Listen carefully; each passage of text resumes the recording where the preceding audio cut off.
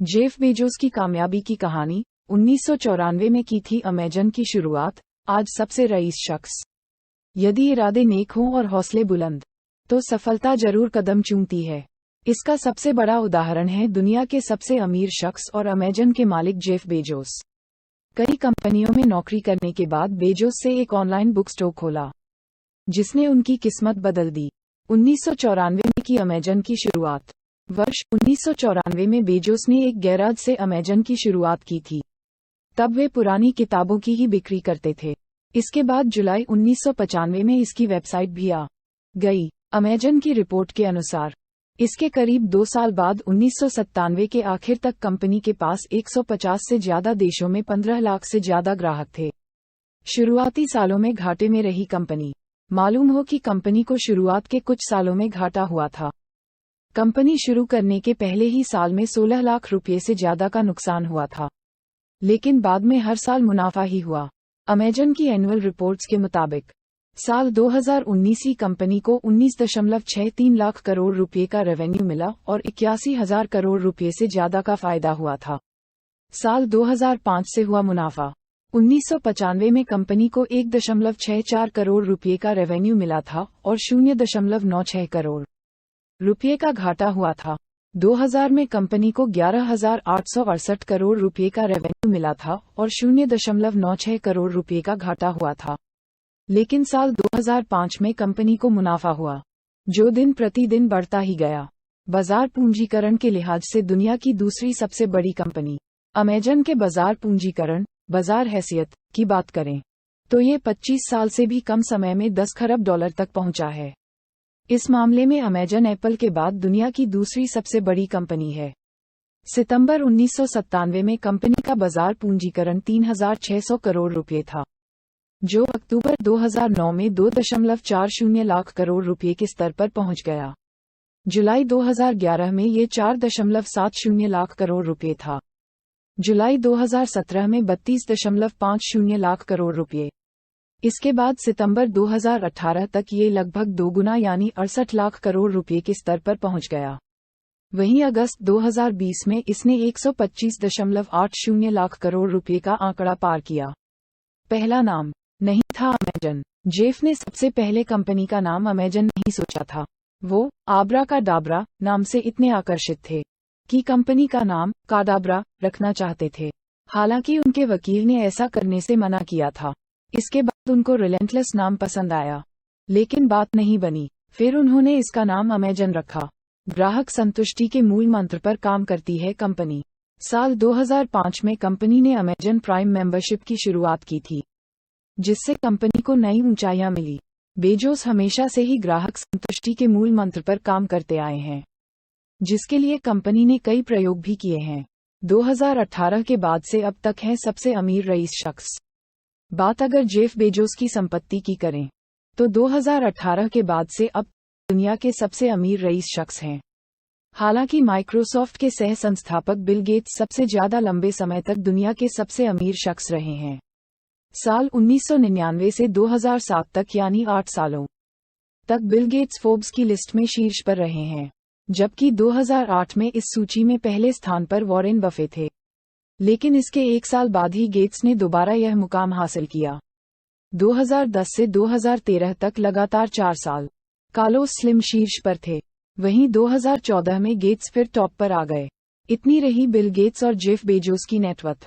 Forbes के अनुसार 1999 में बिल गेट्स की कुल संपत्ति जहां 3.65 लाख करोड़ रुपये थी, वहीं बेजोस उस समय 43,000 करोड़ रुपये के मालिक थे। उनकी संपत्ति में काफी उतार चढ़ाव आया है। साल 2015 तक बिल गेट्स की नेटवर्थ बेजोस से ज्यादा थी। 2015 में गेट्स की नेटवर्थ 5.05 लाख करोड़ रुपये थी, जबकि बेजोस की नेटवर्थ इससे करीब आधी यानी 2.24 लाख करोड़ रुपये थी। लेकिन 2018 से बेजोस की संपत्ति ज्यादा रही है।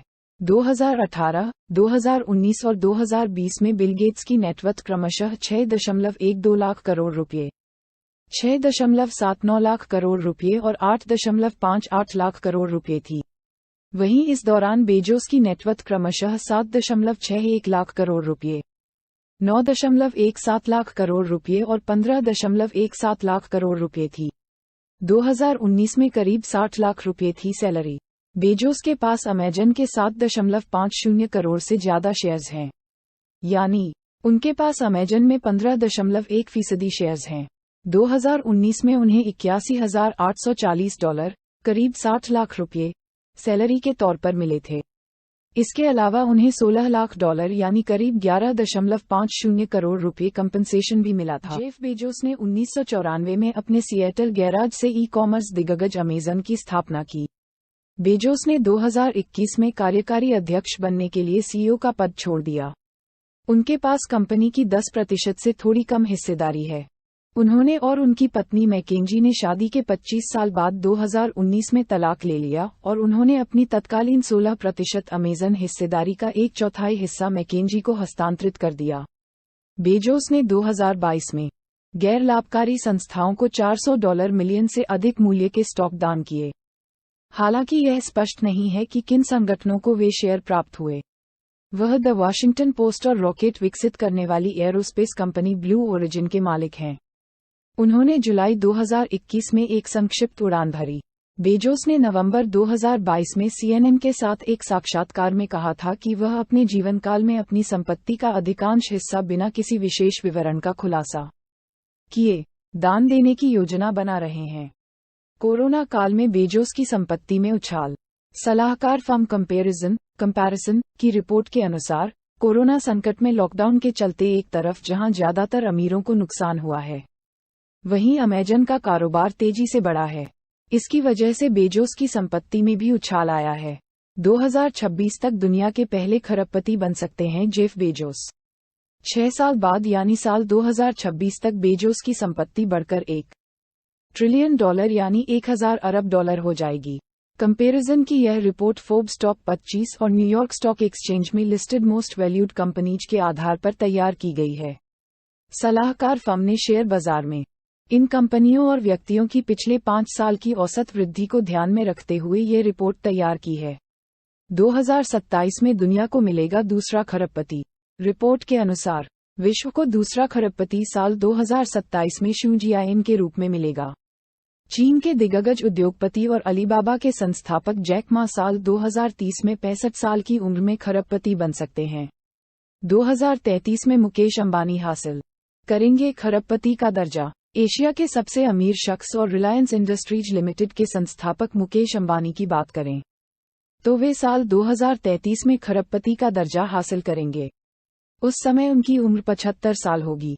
इनके साथ साल 2033 में ही इन्वेस्टमेंट और इंटरनेट सर्विसेज कंपनी टेंसेंट के सह संस्थापक मा हुआतेक भी यह मुकाम हासिल कर लेंगे। बेजोस को मिला था ये सम्मान।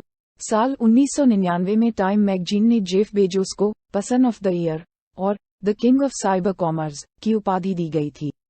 खास बात यह है कि बेजोस 35 साल की उम्र में ये पुरस्कार पाने वाले चौथे युवा थे। अमेजन के मालिक जेफ बेजोस के प्रेरक सुविचार। आपका ब्रांड वही है जो दूसरे लोग आपकी अनुपस्थिति में आपके बारे में जैसी बात करते हैं। अगर आप सोचते हैं कि आप सिर्फ वो ही काम करेंगे जो आपको लगता है कि ये जरूर हो जाएगा, तो आप बहुत सारे मौके गंवा देंगे। आपको भविष्य में देखना होगा और पता लगाना होगा कि करना क्या है, क्योंकि शिकायतें करना कोई रणनीति नहीं होती है। बिजनेस में जो खतरनाक होता है वो है समय के साथ विकसित ना होना। हमें जो करने की जरूरत है वह है हमेशा भविष्य में देखना। ये कोई प्रयोग नहीं है।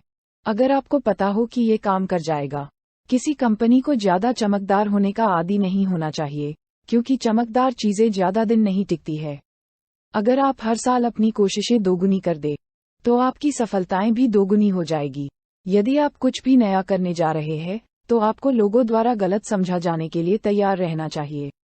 एक सामान्य प्रश्न जो आमतौर पर बिजनेस में पूछा जाता है वो है क्यों। ये एक अच्छा प्रश्न है, लेकिन एक उतना ही वाजिब प्रश्न है कि क्यों नहीं। मैं जानता हूं कि अगर मैं फेल हो जाता हूं तो मुझे अफसोस नहीं होगा, लेकिन एक चीज जिसका मुझे अफसोस हो सकता है वो है उसके लिए प्रयास नहीं करना। कभी भी फेल होने के डर से किसी काम को मत छोड़ो, क्योंकि कोशिश ही ना करने का अफसोस फेल हो जाने के अफसोस से ज्यादा दर्द भरा होता है। यदि आप इन्वेंटिव, आविष्कारशील होना चाहते हैं तो फेल होने के लिए हमेशा तैयार रहिए। डटकर मेहनत करो, खूब मजे करो और इतिहास बनाओ। यदि आप अपनी आलोचना झेलना नहीं चाहते तो कभी भी कुछ नया करने की कोशिश मत कीजिए। यदि आप हमारी मेहनत की सराहना करते हैं तो कृपया इस पोस्ट को लाइक और शेयर करें और हमारे चैनल को सब्सक्राइब करें।